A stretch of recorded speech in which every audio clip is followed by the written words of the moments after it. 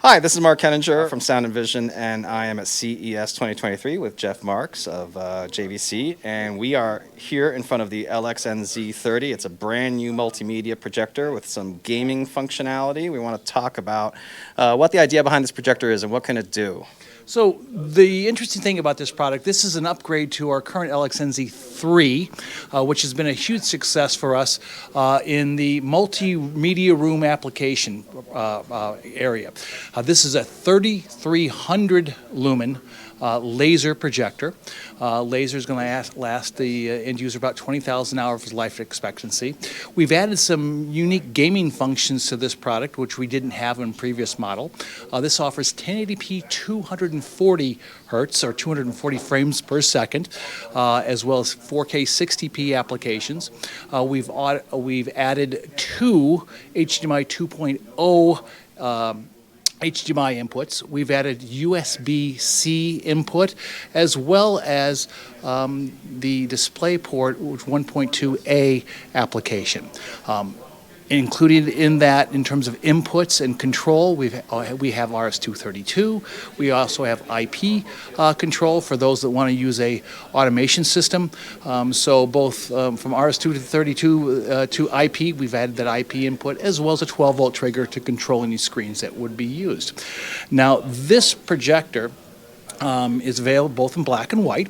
It's going to be $3,500 when it comes out. It's going to be available the end of March when JVC will start shipping those here in the U.S. of 2023. And the beauty of this product is that with 3,300 lumens of laser power, it can be put in a room that's going to have a fair amount of ambient light. While at the same time, it's bright enough to be put on a larger screen, and there's nothing more immersive and exciting than playing a video game at 240 hertz a second and being right in the middle of the action and having latency that is capable of giving you about 6.25 milliseconds or 1.5 frames latency. So it's quick to respond to your controller action. So it's pretty exciting. All right, so for a gamer to get that kind of latency, what kind of settings do they have to use? The projector is going to make sure that obviously if your input is going to have to be 1080p, your game's going to have to be able to do 240. And then either Xbox X, PlayStation, computer, that's going to be able to go through your HDMI inputs on the back. And again, I mentioned there's two HDMI 2.0 inputs on the back. All right, and you've also got USB-C there, which is pretty, is there any limitation to that compared to the other inputs? I don't know. I don't know. I guess we'll find out when we test it out. I don't know is because this is fresh off the plane, and we haven't even ran through the firmware update on this one. So this is brand new information. This is hot off the presses. We came out with a press release on January 4th. Today is January 6th. So you're saying what I'm seeing here, I'm one of the first people to see it? Yes, sir. Absolutely, Mark. And we've had, like I said, the success of the LX-NZ3, its predecessor, we've built on that and made sure that we give it the ability for more video gaming, higher lumens, and lumens are king, as well as the fact that you can, when you play your HDR content on it, you can get all your spectral highlights for your video content, not just video games.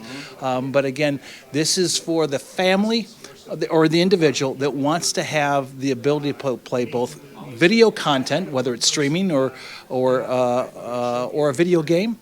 4K sports. So, or anything at all. And again, sports, again, this goes back to when you're watching sport events, a lot of times you're entertaining, all right? And you're going to have ambient light in the room. This doesn't need to be in a bat cave.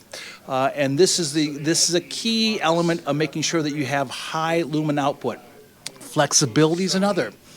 If you can't get the image on the screen the right way, this has the ability to horizontally and vertically shift, so it doesn't have to be right in the middle of the screen, so you have the ability to have it above or below the screen if you'd like. It also has some warping functions. It has a vertical and a horizontal keystoning. Now, keystoning, I've got to say that for a projector to be set up the proper way, you'd want it flat to the floor, to the ceiling, and parallel to the screen. But in the event that that can't be done for a variety of reasons, Maybe just temporary, right? In a pinch. and It's a Super Bowl. put it on a table and go, all right? You can make sure that it fits both your keystoning, and then it also has warping functions. So if you have a curved screen, all right, you can make sure that you warp that so you get the edges on that warp. So again, flexibility, brightness, input connectivity, all things you'd want from a great product at a $3,500 price point. Now, JVC builds products at $3,500 on this DLP projector. Then we go to our LCOS-based products, which is we call DILA, direct drive image light amplifiers. Those start at $7,000 and go all the way up to $26,000. The reason you want to go into those products is if you're using a dedicated home theater and you want to have higher contrast, you want to have wider color gamut.